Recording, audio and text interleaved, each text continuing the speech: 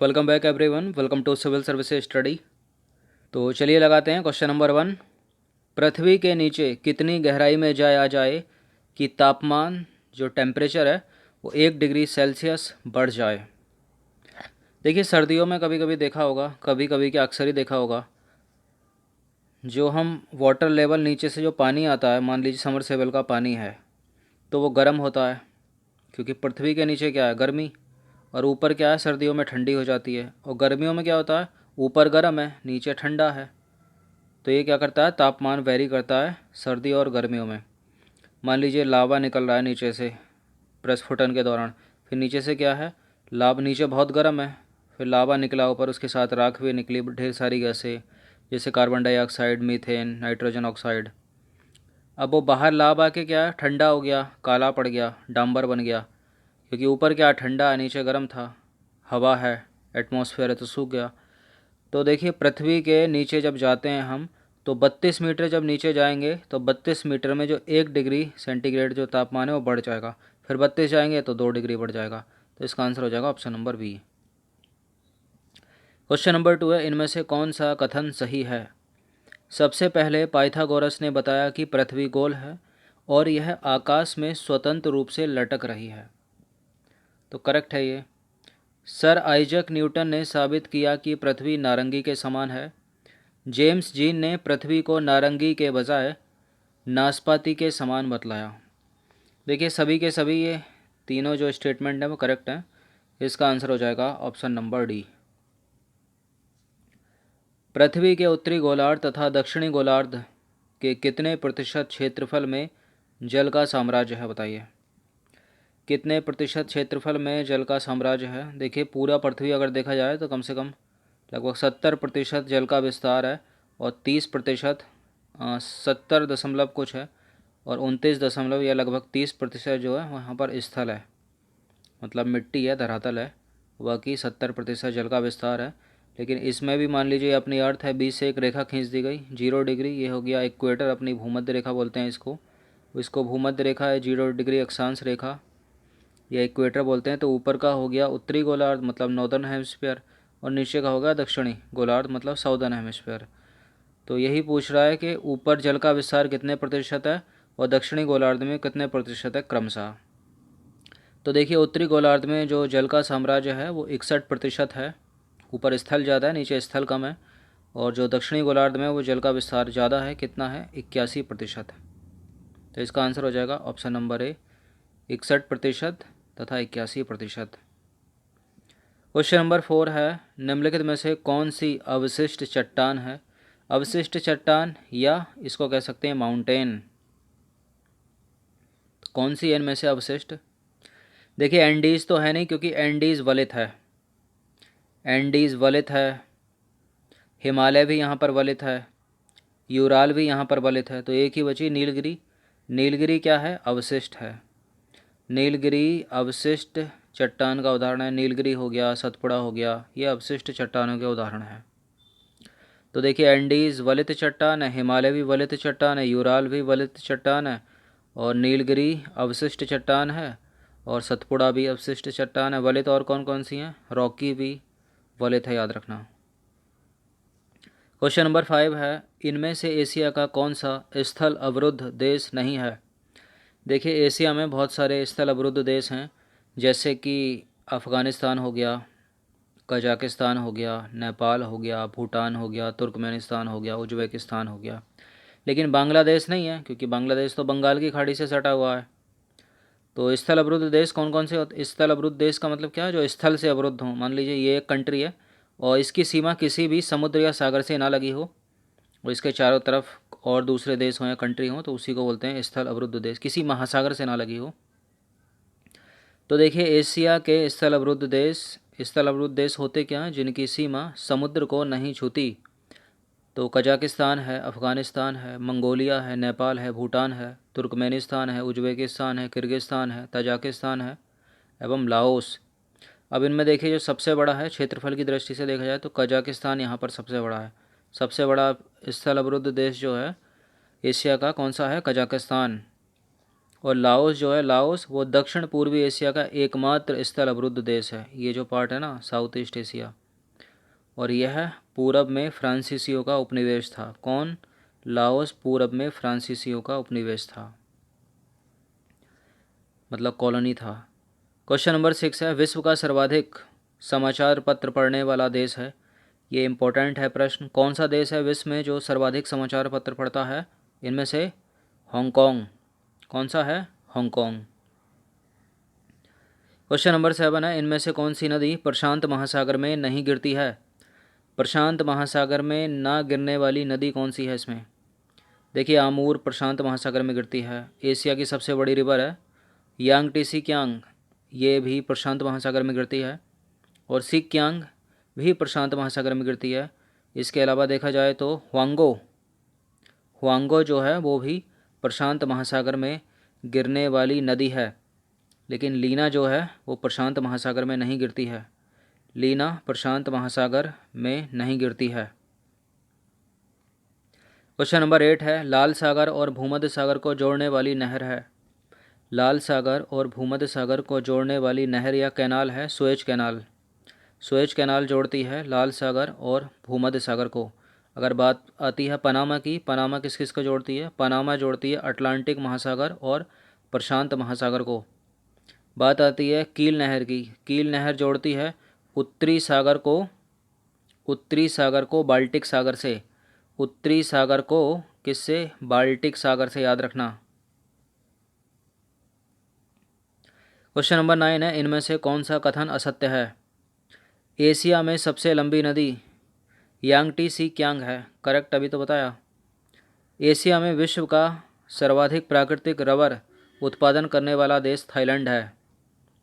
देखिए, करेक्ट है, पहला थाईलैंड है और भारत का इसमें चौथा स्थान है, याद रखिएगा।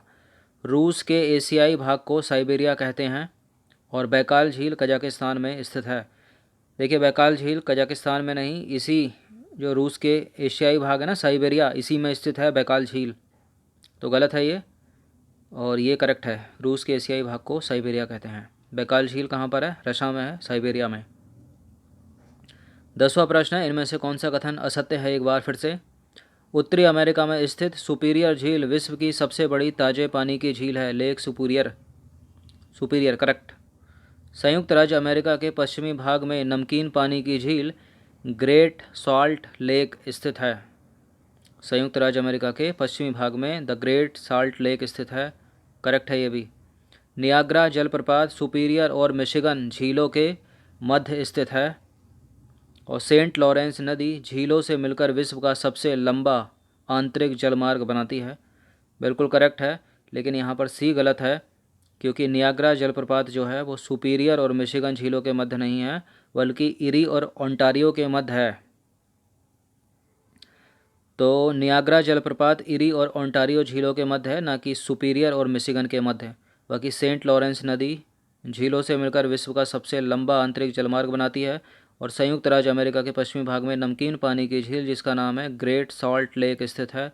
उत्तरी अमेरिका में स्थित सुपीरियर झील विश्व की सबसे बड़ी ताजे पानी की झील है। देखिए, कौन सी झील विश्व की सबसे बड़ी है ताजे पानी की, कौन सी खारे पानी की सबसे बड़ी, सबसे छोटी, भारत की सबसे बड़ी, सबसे छोटी। इनको आपको टिप ऑफ द टंग होना चाहिए, मतलब सीधा सीधा पता होना चाहिए। क्वेश्चन नंबर 11 है, निम्नलिखित में से कौन सा सही सुमेलित है? किम्बरले कहाँ पर है? किम्बरले दक्षिण अफ्रीका, साउथ अफ्रीका। जोहानसबर्ग कहाँ पर है? ये भी साउथ अफ्रीका में। तो किम्बरले स्वर्ण नगर है और जोहानसबर्ग हीरो का नगर है क्या? एक ही सही सुमेलित है इसमें, 3 गलत होंगे, केवल एक ही सही सुमेलित है। नील नदी का उद्गम स्थल एरल सागर थोड़ी है, गलत है, विक्टोरिया झील है। और किम्बरले जो है ना वो हीरो का नगर है, और जोहानसबर्ग जो है वो स्वर्ण नगर है। तो दोनों के दोनों निरर्थक हैं, ये गलत हैं। जाम्बेजी नदी पर स्थित है करीबा बांध। जाम्बेजी नदी पर स्थित है करीबा बांध, करेक्ट है। ये कहाँ पर है? ये है अफ्रीका में। कहाँ पर है ये? अफ्रीका में।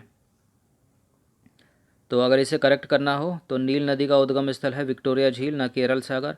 और दक्षिण अफ्रीका का जोहानसबर्ग स्वर्ण नगर है और दक्षिण अफ्रीका का किम्बरले हीरो का नगर है।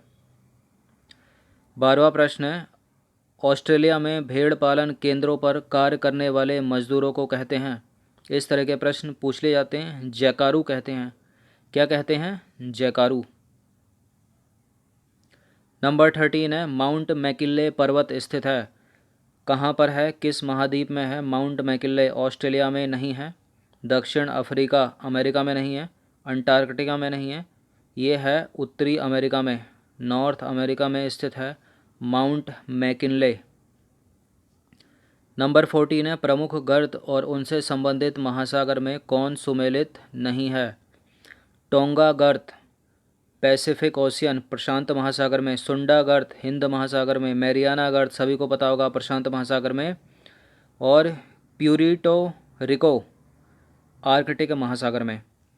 देखिए टोंगा गर्त पैसिफिक ओशियन में करेक्ट है ये, और सुंडा गर्त इंडियन ओशियन मतलब हिंद महासागर में करेक्ट है। मैरियाना गर्त सबसे गहरा गर्त है ये विश्व का, प्रशांत महासागर में करेक्ट है, ये गलत हो गया यहाँ पर। प्यूरिटो रिको आर्कटिक महासागर में नहीं है बल्कि ये अटलांटिक में है। कहाँ पर है प्यूरिटो रिको? अटलांटिक में। तो देखिए टोंगा गर्त पैसिफिक ओशियन में प्रशांत महासागर में, इसकी जो गहराई है 9000 मीटर है। उसके बाद सुंडा जो गर्त है वो इंडियन ओशियन में है हिंद महासागर में, 8152 मीटर इसकी गहराई है। मैरियाना गर्त सबसे गहरा है 11022 मीटर पैसिफिक ओशियन में प्रशांत महासागर में। और प्यूरिटो रिको जो गर्त है वो आर्कटिक में नहीं अटलांटिक महासागर में है। इसकी गहराई कितनी है? 8392 मीटर में। अगर इनको गहराई के अनुसार डिक्रीजिंग ऑर्डर में सजाना हो तो सबसे पहले आएगा मैरियाना गर्त, सबसे पहले आएगा मैरियाना गर्त पैसिफिक ओशियन, उसके बाद आएगा पैसिफिक ओशियन का ही दूसरा टोंगा गर्त, फिर तीसरे स्थान पर आएगा प्यूरिटो रिको गर्त 8392 मीटर, और चौथे स्थान पर सबसे कम गहरा 8152 मीटर सुंडा गर्त इंडियन ओशन या हिंद महासागर। क्वेश्चन नंबर 15 है, अंटार्कटिका महाद्वीप की खोज किसने की थी? जोनासन डंकन ने नहीं की थी, अल्बर्ट हुक ने नहीं की थी, कैप्टन कुक ने नहीं की थी, कैप्टन जेम्स क्लार्क और रास ने की थी। कब की थी? 1911 में। कैप्टन जेम्स क्लार्क 1911 में, याद रखना। क्वेश्चन नंबर 16 है, नील नदी के संदर्भ में कौन सा कथन सही है? नील नदी का उद्गम स्थल विक्टोरिया झील है, बिल्कुल ही करेक्ट है। नील नदी पर बसा सबसे बड़ा शहर काहिरा है। काहिरा क्या है? मिस्र की कैपिटल है। असवान बांध नील नदी पर बना है, ये भी करेक्ट है। तो उपरोक्त सभी के सभी कथन जो हैं वो सत्य हैं। कहाँ पर बहती है नील नदी? अफ्रीका में। कहाँ पर बहती है? अफ्रीका में। कहाँ से निकलती है? विक्टोरिया झील से। एक प्रश्न आता है, विक्टोरिया झील किन किन देशों से सटी है अफ्रीका के? तो उसका कोड है TKU, मतलब तंजानिया, केन्या और युगांडा। क्वेश्चन नंबर 17 है, ऑस्ट्रेलिया की ग्रेट बैरियर के संदर्भ में निम्नलिखित में से कौन सा कथन सही नहीं है? जो ग्रेट बैरियर है वो ऑस्ट्रेलिया के उत्तर पूर्वी तटीय क्षेत्र पर स्थित है। यह मूंगे की चट्टान है क्या? ग्रेट बैरियर संसार की सबसे बड़ी कोरल रीफ है क्या? हाल ही में इस पर एक नेशनल पार्क बनाया गया है क्या? बताइए। देखिए ग्रेट बैरियर के संदर्भ में जो यहाँ पर एक गलत होगा, हाल ही में इस पर एक नेशनल पार्क नहीं बनाया गया है, गलत है ये। ऐसा कोई भी न्यूज़ नहीं है, कुछ नहीं है। ग्रेट बैरियर संसार की सबसे बड़ी कोरल रीफ है और ये ऑस्ट्रेलिया में। ऑस्ट्रेलिया में कहाँ पर? उत्तर पूर्वी तटीय क्षेत्र में है, और ये मूंगे की चट्टान है। क्वेश्चन नंबर 18 है, लवणता के संबंध में निम्नलिखित में से कौन सा कथन सही नहीं है? लवणता को प्रति हजार में व्यक्त करते हैं समान, सॉरी फॉर दिस, खरेपन नहीं है, खारेपन। समान खारेपन वाले स्थानों को मिलाकर खींची गई रेखा को आइसोहेलाइन रेखा कहते हैं।